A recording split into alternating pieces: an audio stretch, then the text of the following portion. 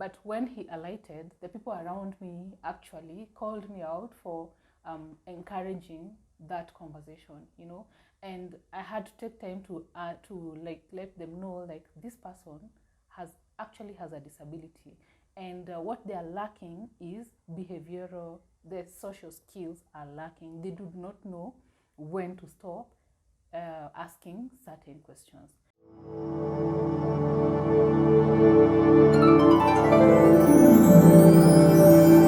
Hi, welcome to Gizawazo, and my name is Wanjugunderi. As usual, we are changing perspectives about developmental disabilities. We are going to be talking about inclusion. We are going to define inclusion, and we want you to tell us in the comment section what you think inclusion means. So we also did ask 28 parents what they would define inclusion as, and these are parents to individuals who are living with a disability. And this is what they had to say. One parent said full support or even half, because the condition itself is draining both financially and psychologically. And this comment made me remember a video that we had a few months ago, like actually years ago. And we hosted Dr. Joy Mwiruri. We'll have her video here. And she talked to us about the cost of raising kids on autism, living with autism, because she has two daughters who are living with autism. She mentioned the cost of therapy alone is hefty, because you can imagine if you're having physiotherapy, speech therapy, behavioral therapy at one session a week. Those are 3 sessions a week. And each session is costing something to the tunes of 2,500 to 3,000 Kenya shillings. Sorry. So you can do the math. That is 9,000 a week times 4. You haven't gone to school because you need a shadow teacher. You know, you haven't bought the medicine. Like, there's so much that entails raising a kid with autism that it's just outrageous. Make sure you watch that video. Another parent said, being seen. I would like to see more awareness on disability, especially in society, so that stigma can come to an end. So we all know that stigma and rather inclusion starts with having the right information. Yeah. So how much information about any kind of disability do you consume? Are you intentionally educating yourself about disabilities? Which now takes me back to a video we had, and we hosted Charity, who also has a child with autism. She asked, what are you doing? Wherever you are in that environment, if you're living in Umoja or Thika or wherever you are living, what are you doing in that environment for that person who has a disability? Or even if there's no one with disability, what are you doing to ensure that the society around you is supporting inclusion? I will leave that as a rhetorical answer so that you can find out what you're doing. Yeah. Then the third parent said the act or practice of being accommodating and including people who have historically been excluded because of their race, gender, or disability. Another parent said our children being supported through education, provision of assistive devices, transport services of children with disability, and also access to healthcare. So this can tie back to the point we were talking about, the cost of raising children with autism or even a disability in general. Yeah. And if this parent is saying this is what inclusion means, it means they want more access to services, because healthcare is tough.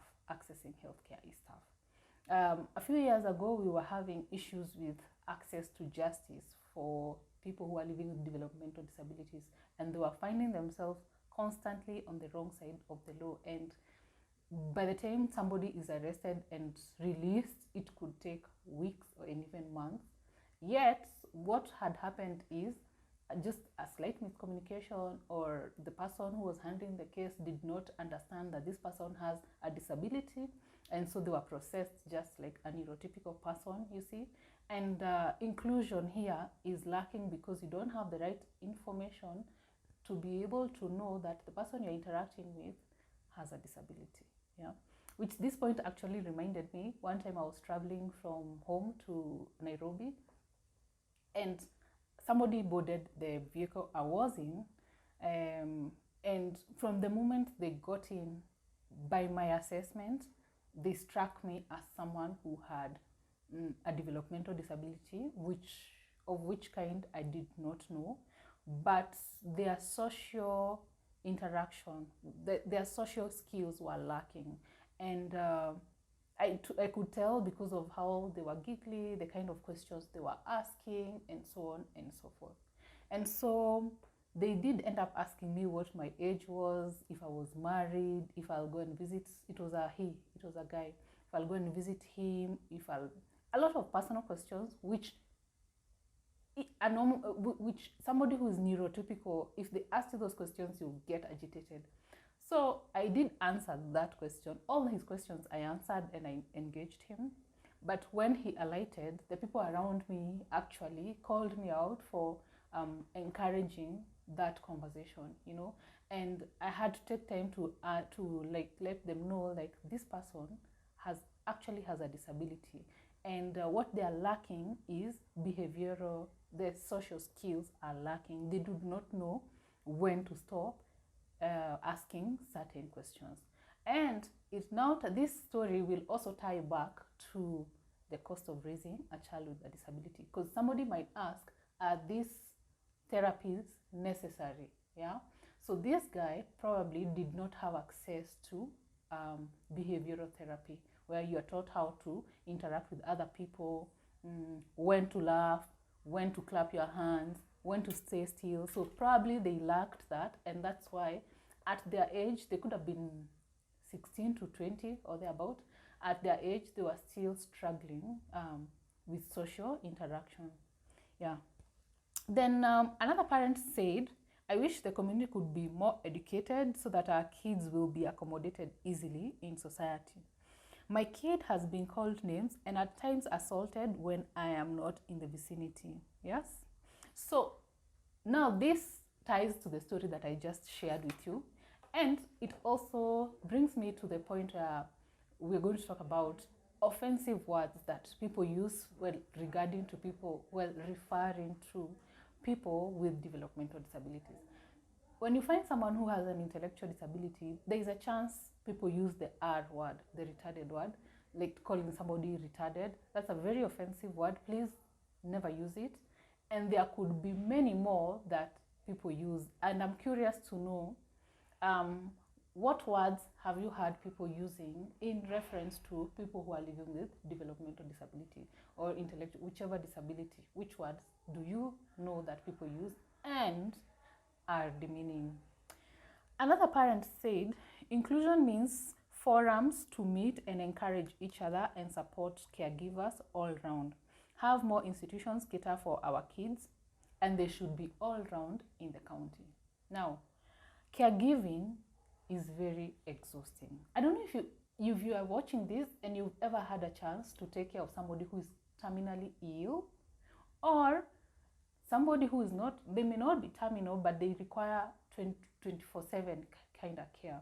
Yeah, I do not have to tell you how exhausting and draining that can be, especially if you don't have the support that you require. Yeah. Now imagine a parent who has a child with any form of disability and they require 24/7 care, and their mom is their primary caregiver. Can you imagine how that parent feels at the end of the day? Yeah. So when this person is saying that they want forums to meet and encourage each other, they're meaning that they want places where they want to have sense of belonging. You can also advise each other, like if you've been here, if you have an older son or daughter, and I have a younger child, you can tell me, okay, when I was there, this is how I dealt with that situation, and so on and so forth, which now brings me to the point where, as Geuzawazo, we are more inclined to the caregivers, and all the activities that we have run ever since we were inception have been around the caregiver. If we donate food, it's always to alleviate the caregiver. If we donate pads, it's always to alleviate the caregiver, because Imagine the parent who has to do 24/7 care. They probably don't have a job. The kid wants almost 100,000 a month to be able to live comfortably and to be able to access all the services that they want. And then there sometimes there are drugs that you cannot compromise on. Yeah, I've had instances where a parent has a kid who is taking anticonvulsants and needs food, and you need food to take those meds, and you cannot compromise on the meds, and you cannot compromise on the food. The parent is not working, so the parent is like wondering, what am I going to, should I not buy the meds, should I not give my kid food? Yeah, so when the parent is having to choose on the basic needs and prioritizing basic needs, now that becomes a challenge. And as Giuza Wazo, we have various initiatives that cater to some of the needs of the caregiver. In this case, I'll talk about care for the giver. The care for the giver is an initiative that cares for the giver. We have meetings where we invite caregivers. We just meet and talk, and just give them a platform where they can talk about how they are feeling or what they are going through or their challenges. And then we do donate food and pads and diapers, whatever we have, we donate to the parents who have attended.